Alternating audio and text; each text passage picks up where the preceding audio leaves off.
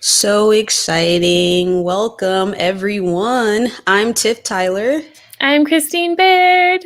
and this is our podcasting for total beginners. We're excited to just go over this workshop with you, some things that we've learned, and just, little tidbits, little pieces to the puzzle we realize that some people may not be getting as you're Googling or trying to figure out, if I'm going to have a podcast, this is what I'm going to do.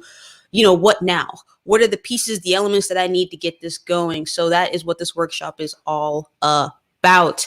And yeah, we're just excited to bring this to you as people who have been producing podcasts for about 6 to 7 years now, mainly on teams and working with different people. But we do think that podcasting, like it was pretty much set out to be, can be done by an individual as you grow.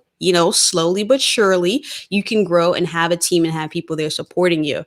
So just want to say welcome, and we're excited to be here. We're so excited to be here. Okay, we said we were going to keep this workshop simple and easy and really geared for absolute beginners. So we're going to cover today in just 30 minutes. We are absolutely not going to overwhelm you. The 3 core pieces of podcast production, which is our expertise between the two of us. We have been producing podcasts for over 7 years for major influencers in self-development and entrepreneurship. So we have a lot of experience, but we are going to really simplify it today so that you can see exactly what it would take if you wanted to start a podcast and publish a podcast and have it look good and have fun doing it and not break the bank and not totally overwhelm yourself. So let us begin with presentation.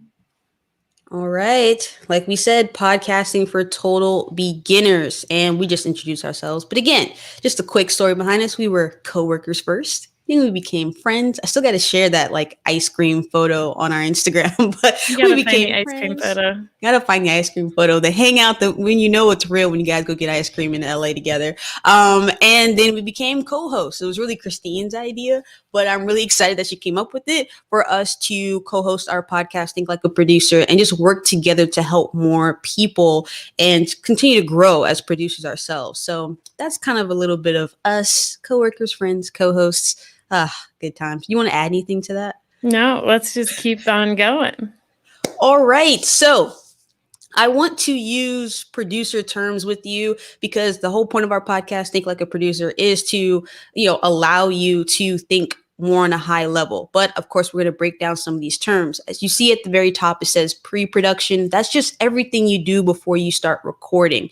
And we're going to go over some podcast equipment because we know that this is the number one question we always get. And we don't want equipment to get in your way of actually getting your show done. Just a quick disclaimer, episode 4 on our podcast, you can check out a little bit more about lighting and different things that we talk about, the best, settings kind of for your room. It's a weird thing to say, but the best situation that your room can be in for great audio. So definitely check out episode 4. But for today's workshop, microphones. I'm going to let you talk about these microphones. Okay, well, my pleasure. So, as you probably are not surprised to hear, the kind of core piece of equipment that you need to begin a podcast is a microphone. And if you're wondering, hey, can I just do this on my cell phone? Actually, yeah, you can. And there is some great technology that's come out. But we're producers, so of course we're going to request or recommend that you actually do buy a microphone. And as you can see here, the most basic one that we recommend is only about $36. The price can vary a little depending on the day on Amazon. But just to put my money where my mouth is, guess how much this pup cost me? $36, or it's like $35 or $40 or something the day I bought it. I'm not joking. That is as cheap a microphone as I'm using today. And you can see, even on a YouTube stream, it's not that bad. So if you want to start so basic, not invest a lot of money, you can get this cheap of a microphone. It's plugged right directly into my laptop via a USB cable. I know you know what those are. And that's how simple this is. Now, of course, if you are like, hey, no, I'm a little more serious. Come on, guys, give me something better. Yes, you can go with really good equipment. And we have worked on all kinds of microphones. So Tiffany actually has an excellent microphone over on her end today. Tiff, tell us about Fancy. your microphone. Okay, so like I mentioned, episode 4, we talk about this. I don't have the most ideal podcast recording setup, really. Wood floors, pretty echoey in here. So having a mic, I spent more money on my mic for the quality of it, but also so that I can kind of eliminate some of the things around me so that you guys can really focus on my voice and what I'm saying. And I can kind of blend in a little bit more with what Christine's working with, which is a great podcast environment.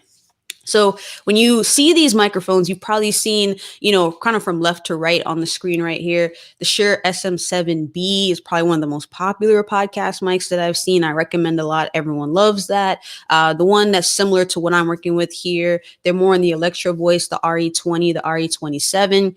And it's just, like I said, they're dynamic mics. They're kind of eliminating what's going on around me and really focusing in on my voice and what I'm saying to you and just helping the situation that I'm in. Saying all that to say, listen to episode 4, because if you have a great ideal space, go with the cheaper mic. But one thing I did want to mention here is that people see these mics and they're like, great, okay, I'm going to save up. I'm going to spend $300. But what they don't see are the accessories that go into this. So my microphone is plugged in via XLR cable. It's going into an audio interface, that little red box that you see on your screen there, and it's hanging on a boom. It's got I don't have a pop filter here. Christine does have a pop filter, but there's a lot of accessories that go along with this particular investment. So I wanted to make sure of that, make sure we mention that, because I think a lot of people get blindsided when it comes to purchasing these really high quality mics, not realizing you also need accessories to make it, able to plug into your computer and record via the software we're going to talk about later. So that's just kind of our higher level, more investing. If you are investing more into the microphones, this is what it could look like, but this is the extra that can come with it. Next, this is my favorite part of our whole process when we were coming up with our podcast, the artwork. So before you can submit your show, or part of the process of submitting your show is to have the artwork for your show. And here are a couple of people who we really like, who are following us, and we follow on our Think Like a Producer Instagram account. So I thought it'd be cool to just throw some of their work up here. But you can have something where it's just the text. You can have your face. You can have a cartoon version, of your face. You can have a bit of a blend of both. We just want to give you some range to kind of think outside the box, because you might have a couple of podcasters you really like. But there's so many different ways you can have your artwork. So even though we're giving you some examples, my encouragement is that you think outside of the box when it comes to your artwork. Christine, you have anything else to say about artwork? There is a whole psychology to podcast artwork, and you can geek out about it and Google a bunch of awesome articles, or you can not. You can just have fun. You could make something yourself on a really simple platform like canva.com, or you could pay an awesome graphic designer to make you something really incredible. Again, it's totally about where are you at, how much are you investing, and have fun with it. Make sure it reflects what you feel when you record your show. And of course, you can go deeper if you want to. Okay, but just to give you a couple tips, I'll cover these beautiful little specs that we have on the screen here. The absolute basics to keep in mind when you're putting your show artwork together is it needs to be square. That's just a fact. Every single platform like Apple and Spotify, they're going to need it to be square. You're going to want to make it in a pretty high resolution. So if somebody actually ends up listening to your show on like their Apple TV, it looks good on the big screen. So 3000 by 3000 pixels, kind of just target that. And then it's pretty simple after that. JPEG, PNG, like you don't have to get much more complicated. So these are the basics. You've got a microphone. You've got some artwork. Are we ready to record, Tiff? We are not. We got one more thing here. You're hosting. I'm going to let you go on this, but this is the one piece, I swear, I didn't even really understand that much, because Christine always dealt with this piece whenever I worked with other podcasts. But this piece, I think, the hosting side, like where your audio lives, you got to think about it. I think when people think of their YouTube channel, they upload the videos. It's all there. They can now take that YouTube link, and if they want to embed it on their website, or if they want to put it, somewhere else to share with people, they can, right, using that link. And so I kind of think of these things like hosting as if this is just where your audio lives, and it's linking out to the other places that people are going to listen to it. Was that a good Was that good Yeah, I thought it explanation? was Oh, great. shoot. I hope it was a beginner explanation. It sounded good to me. Okay. So yeah, just like Tiff said, in podcasting, you need to actually be able to host the MP3, the audio files that you record that you want to put out into the world. And instead of a platform like YouTube, which is free, podcasts actually use paid platforms. And there are a bunch of them. You've probably heard of a few like Buzzsprout or Libsyn or Podbean. They're all great, truly. Like there's so many good things about every single podcast hosting platform, but just to make it easy, we're going to recommend just two. One is called Anchor. It was recently acquired by Spotify, so it's a Spotify-owned company and it's free to start. I mean, it doesn't get much simpler than that. They literally designed that hosting platform for hobbyists and people to just get going with hardly any fuss. So if that sounds good to you and you're just kind of playing around and you're not too serious about doing something bigger with your podcast, Anchor might be great. Now, because I work professionally in podcasting and because I know a little bit more behind the scenes and I want a little bit more control over the back end of my show, meaning like the analytics, seeing how many people downloaded it and what time of day and kind of where they are in the world. And because I want to have a little bit more control over actually setting my show up and, making sure it's connected to all the platforms I want people to listen on, I choose a platform called Simplecast. I really love it. I've hosted over a dozen of my clients' shows. It's only $15 a month to start. I mean, you can do it. And it's actually really pretty simple to use. It's top of the line quality. I love it. So personal preference is Simplecast, but if you truly just want to have fun and get going at no cost, check out Anchor. Okay, we've got a microphone, we've got artwork, we've picked a hosting service. What's next? Production. Now, I love this little like image that Christine found. I feel like this just like really describes my life completely. We are focusing on audio here. I just want to make sure that I bring everyone's attention to that because adding video, having a YouTube channel, that kind of like is partnered with your audio podcast is a different form of or different level of commitment, a different level of work. And we talk about this on episode 8 of our podcast, Audio versus Video, just to give some pros and cons. And to all my video people out there, I wasn't doing us dirty, but I did give some cons of video because it takes a lot of time to edit and post videos compared to audio. So please stay tuned for more episodes, especially in season 1, because we do have more coming out of just about the process that can help with this, but always bringing up the pro con. So back to our audio production. This is something I have recently just kind of, when I had some one-on-ones, some people send us DMs on our Think Like a Producer Instagram account. This question comes up a lot. The difference between your trailer and your intro. And one, I like trailers because like movie trailers, but when I think of trailer, I just think of something that's very short and sweet and to the point, and people can understand the concept of your show without any big fuss, or maybe they're just not ready yet to dive into the 90-minute audio without actually hearing just for those first 2 minutes or 3 minutes what this is going to be about. So your trailer is something that's a standalone recording. It can stay at the top of your library every time there's a new subscriber, someone who hasn't subscribed, sees your show. It's the very first thing that they see on the top of your audio. So it just allows people to understand who you are, like I said, before getting into your show. But it's different from your intro.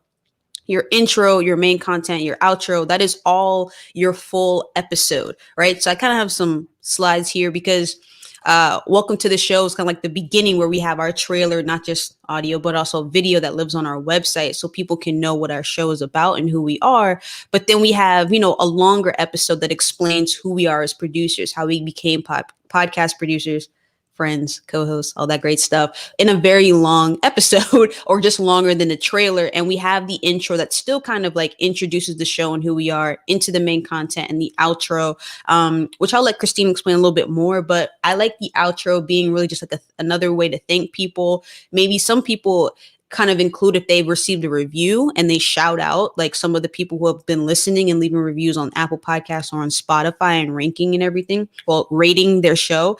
And then they might have a call to action I don't want to get too deep here. This is a whole different thing, but they might just say, hey, for more, subscribe. Hey, for more, leave a review. Hey, if you don't know, I have a really great website where you can read more of my blogs and see these show notes. So it's something quick and simple, but it just gives the listener something else to do after the episode is over. That's kind of what I think of call to action. But Christine, I went through the whole list. Please add in your expertise here for our recording checklist. Of course, that was a beautiful explanation. That's a really standard format for a typical podcast episode, right? You got your introduction. Hey, here's the show. Here's who I am. Here's what we're talking about today. Then you record the episode, whether it's you just talking to the microphone, you interviewing a guest, you talking to a co-host, whatever it might be. Maybe you're a storyteller, or a news reporter, whatever might make sense. And then you finish up the episode and you wrap it up and say, thanks so much. So that's a really great format. And you'll see it time and again in many of your favorite podcasts. But this is a beginner question we get asked and we want to address it. Do I have to do it that way? Do I have to record an introduction? Do I have to have music?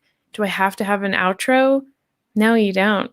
You can literally have a podcast by sitting down, turning on your microphone, hitting record, speaking your piece, and saying, thanks everybody, see you next time, and hit stop recording. And that can be a perfectly good show.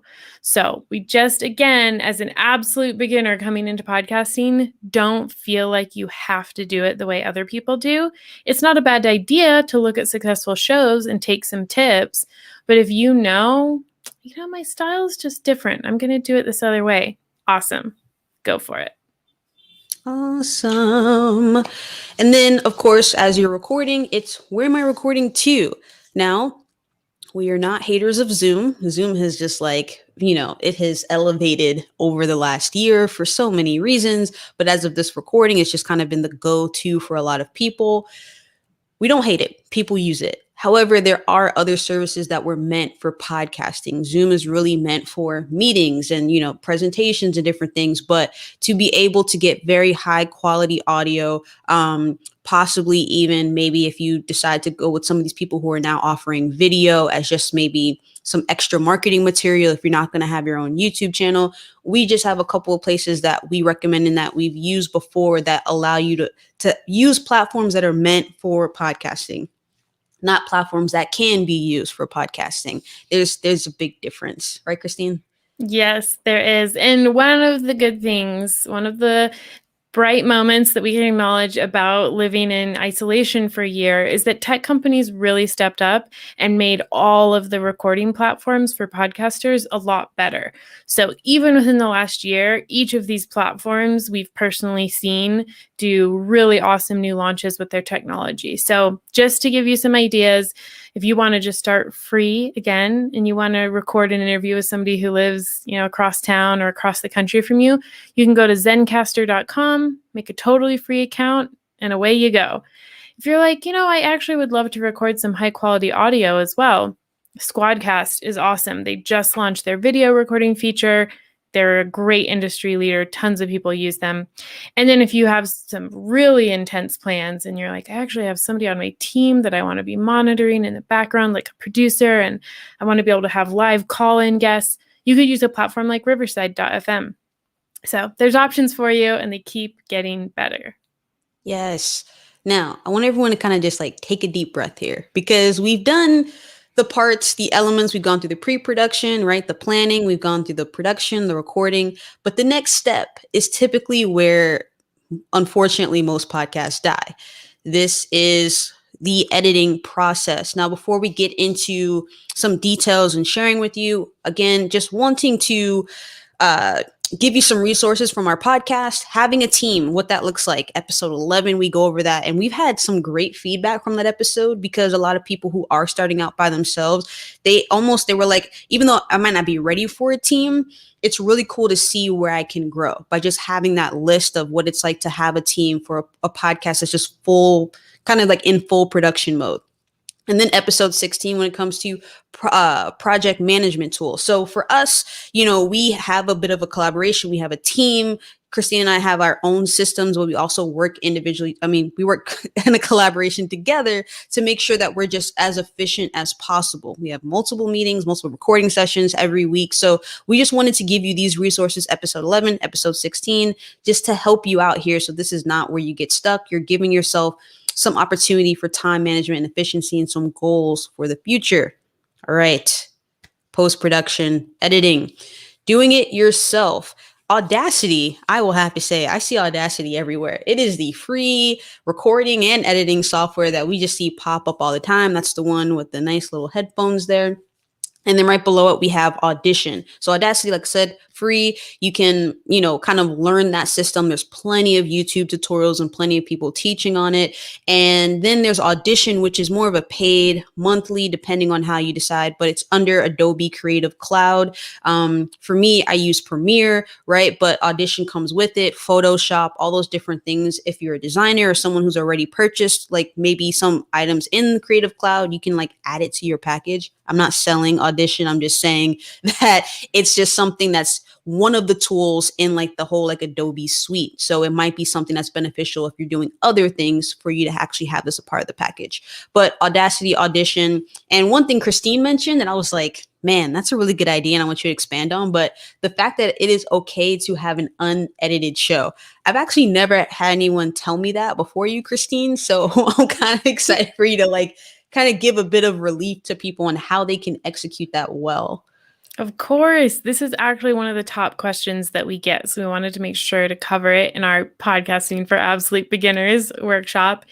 This is time and again where beginners who don't have a team, they're not necessarily tying this podcast to their business. They don't have like production dollars to put behind it. It's really easy to get stuck here because it takes time and most people aren't audio editors. So you have to learn a new skill. You're in great company. And if the thought of learning how to edit audio on even a free software like Audacity does not excite you, there's probably a reason. And it might actually be the very best idea for you to not edit your show. So, well, Christine, what would that look like? Like, how can I still have a good show? Honestly, if you get a decent microphone, like the ones we shared earlier, and you kind of set up the room you record in to be, carpeted, maybe some rugs, some curtains, some blankets, like there's no echo, you're in a smaller room, maybe you record in your closet, you're probably going to have pretty good audio and you don't really need to edit it. If you have some sort of major issue with your recording, you might have to do a few takes, but once you've figured out how to, optimally put your microphone in front of your mouth, have it on the right volume setting and hit record, you can come out with pretty good audio without any editing. And if that's actually going to help you get your show out into the world, skip the editing. Yes, you might need to take a few tries first before you come up with an episode you really like, but that's okay. So give yourself some grace, do a few test runs, and once you've hit your stride, you may find that you absolutely love doing an unedited show. One of my very favorite examples, just to put my money where my mouth is Rob Bell. He's an incredible writer and speaker, one of Oprah's top 100, and I don't think he edits his show at all. So if Rob Bell can do it, who's one of my favorite podcasters, you can do it too. Oh, I love your encouragement. Just like, how can I not believe in myself when Christine just goes, you can do it too.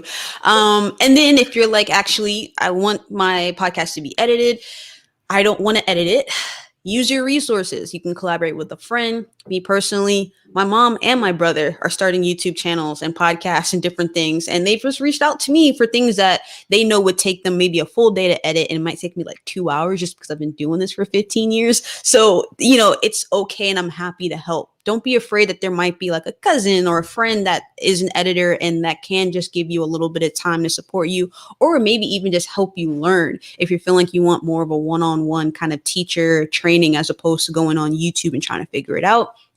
Another option, if, I'm assuming this is the person that's like, I got the big budget mic, I got all the accessories, like I'm paying for everything. Maybe I have my money set aside. You can hire a freelancer to do these things for you. Someone that maybe is working on other things too. So you don't have to it doesn't have to be a full-time freelancer to work on your show, but someone who's got some experience and can just save you time.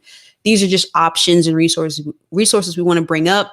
because I say this all the time on our podcast, I would not have started our podcast without Christine. It's great to be in collaboration, but to have someone else there who can hold you accountable. I mean, I don't want to go too far because we're definitely almost done here. But Christine, what I love about your show, Wordful Project, little bit side note, but you said that, you had to tell someone when you were going to start it. You had to like have that person hold you accountable to get it going. And you ended up doing it right on the deadline. But there really is something to teamwork and having people there. And it helps us grow when we aren't just relying on ourselves. That's it. Absolutely. I just wanted to throw that out there. Thank you for that acknowledgement. It is the truth.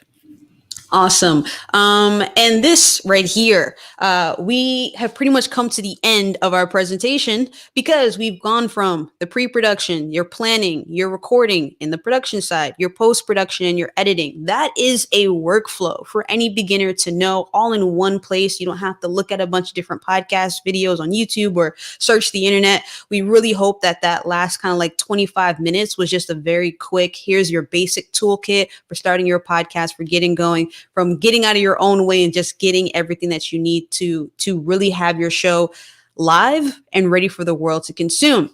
But you might be ready for more. Christine, what is the next step if they're ready for it? Okay, and this is the big disclaimer. In a Podcasting for Absolute Beginners workshop, we are not telling you to take more on your plate yet. If you went back and implemented the 3 steps we just walked you through, you would have your hands full. But we don't want to count you out. If you're on fire and ready to go all in and you want to connect with us, with more producers and hosts, we do have a membership group and we do weekly coaching, really in-depth tech training and strategy and marketing and monetization. So if you want more, you are always welcome to come join us in our membership group. It's the Think Like a Producer membership group, and we host it on an amazing app that's owned by Marco Polo. So it's video chat. It's off social media. It's really awesome. We love it. And if you want to know more, you are welcome to go to worthfulmedia.com/membership. You can learn more. You can see an explainer video. You can see exactly what we cover. You can see a little screenshot here of what it looks like inside that course. But again, you would be well served to start with the 3 steps that we just walked you through: pre-production, production, and post-production. Get your show launched and then come join us if you would like more. Yes. And if you are curious, because this is the one question I do get a lot, but I have no public videos on outside of our membership, how I choose camera equipment. So if you are saying, I do want to have video, I do want to grow a team, like Christine mentioned, this would be the place to have access to 2 podcast producers who can kind of support you. But I have a few videos in there, why I choose particular cameras, microphone setups, like how I would actually set up a video/audio podcast. So like Christine said, no pressure. You may not be there yet, but if you're feeling like you're ready for the next step, you have time and you really want to make this a part of your business, we highly recommend joining the membership, checking it out, or just sending us questions if you have more about that. Of course. Okay, we did it. You have completed the Podcasting for Absolute Beginners workshop, and we hope this has been really valuable. Of course, we have a ton of resources that are absolutely free. So if you want to connect with us on our podcast, we've mentioned several episodes that are great follow-ups. Definitely check out the Think Like a Producer podcast. You can listen to it on any podcast platform. And you can also find our entire resources page, all the equipment and resources that we covered in this workshop, we have listed on a website for you. So just go to worthfulmedia.com. You'll see a resources tab right at the top of the page. We keep that page really up to date. Literally, we added a new microphone to it yesterday. So any links that you need that we covered in here and you're like, gosh, what was that microphone? What was that platform? It's all on our resources page at worthfulmedia.com. Definitely subscribe to the podcast.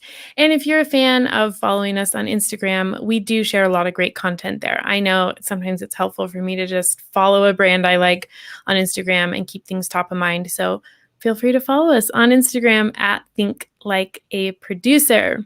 Okay, this is the Q&A portion. If there are any questions and you're watching this live, feel free to pop them right into the chat box. And I do have a couple questions that were pre-submitted, so we can cover those. Just to wrap it up, we're going to keep this short. But like I said, I got a very specific question about editing. I have a customer who has done all the work we covered. She has gotten her microphone. She has recorded episodes. She has a show title. She has artwork. And she said, oh my gosh, I am so stuck with editing. I've got a bunch of stuff sitting there waiting to be edited. What do I do? So here's the short answer. I did give a bit of a teaser, but here's where I would say it is so important to find the way forward and not be attached to what it looks like. Well, what does that mean, Christine? I mean, if you find yourself sitting on a pile of awesome recordings, it probably means you just need to release them unedited and just give it a go. I call it a pilot season, right? Just like a pilot season of a TV show. Just let it get out there and get some feedback. Let people listen to what they tell you they liked. It's okay to put some kind of rough workout in the beginning if you're still figuring out what you want to do. Now, if you're already a really established brand and you have, resources, of course, hire an editor, and we can absolutely make recommendations if you want us to, just hit us up on Instagram or send us an email. But I'm thinking from the sound of the question I got, it's time to just put those puppies out the way they are and get some good feedback and then go from there. Okay. Awesome. Looks like we have another question. What about websites? How important is a separate website like Squarespace? Such a good question. Tiff, do you want to pipe in? Yes. Or I'll give my 2 cents, but I think a website would be a great idea when you're starting out with your podcast. It's not 100% necessary if you're like, oh, like if it's really like something like editing, like if it's getting in your way from getting your show up and going because you're not a website designer and it's like holding you back from actually getting the show happening, start the show, put the website up on season 2, like at least get something going. The benefits to having at least a website like splash page, even if it's just one page where you just have the catalog of your podcast, it just helps with SEO, and SEO stands for search engine optimization. We titled this show hoping that it's super unique and like we'll be the only ones. But, I have a very common name, Tiffany Tyler, 2 first names. It's not like there's no one else on the planet with that name, right? So if I had a show that was maybe had to do with my name or something like that, having a website that has, different blog posts and show notes and everything that would pop up would help that when people were looking for me, that I would continue to kind of come up on the pages when it comes to Google. That's the great thing about having a show, in my opinion, is the search engine optimization. I think what we did was a really cool job on our website that we don't talk about a lot, which is like Christine helps with all the transcripts for the show. So if you're someone that you're like, man, you guys talk super fast, I'm not sure if I can keep up, I want to take notes, all the show notes basically have transcriptions, and you can go and you can read a little bit more or read while you listen to help you, because some people process information better that way. So having something that allows you to kind of, like I said, help with your search engine optimization, but also give your listeners another way to be able to consume your content, to me is just, it's a good thing to have. But like I said, you don't have to have a fully built out website when you first start. Keep it very simple, a splash page, something very easy that can just be another way for them to find you. But I'd love to hear your opinion on this too, Christine. Well, not surprisingly, I'm in agreement. And when you're referring to a splash page, there's actually really awesome services that will do this for you specifically for a podcast. So what we mean is you can go to a website like Podpage or Podlink. Really easy to find those. Just Google them. I think it's pod.link and pod.page. They're awesome services that all you do once your show is launched, you just type in the name of your show. It pulls up all the information because it's publicly published on all the listening platforms. And it literally creates a podcast website for you where it shows your artwork, the name of your show, the description, every single episode. People can listen to it. You can, upgrade and do some more custom branding. You can have a podcast website together in 5 minutes. No joke. No way. Yeah. I tell you, podcasting is growing so much. The best tools, they just keep coming. It's amazing. So honestly, if you want to start there, there's nothing wrong with it. And then probably down the line when you're a little bit more established and you kind of have a bigger idea of what you want to do with that podcast brand, then you could build a full-on website, with a URL that you own and that's the name of your show or something like that. So Podpage or Podlink, check them out. That'd be a great place to start. Awesome. Okay. Tiff, did we do it? Are there any more questions that we need to cover in this workshop today? No, I think we covered it. I think we got the basics down. Feel free to send us an email with a question, though, at Think Like a Producer on Gmail. That was a weird way to say it. You could do at Think Like a Producer on Instagram. Send us an email, thinklikeaproducer@gmail.com. It's getting late over here. But that would be a great way for you to send us a question for us to continue to answer on our show and of any way we possibly can. As of this recording, we're doing season 1. So I'm really excited about that. But our whole show, the whole reason why we started this, the reason why we're having this workshop is to interact with you. Sometimes I don't know what I know until I'm asked the question. So always feel free to ask any follow-ups. We want to continue to create resources like this for people to watch and to learn. And we're just always growing. I think what I can say is like, we're our own experiment. Would you agree with that? Completely. We're in it with you. We Yes. may be veteran producers, but we just launched our own show a few months ago. So we're right there with you and we want to be a resource. Be sure to subscribe to the podcast. Definitely check out the resources page at worthfulmedia.com. And we will see you soon in Podland.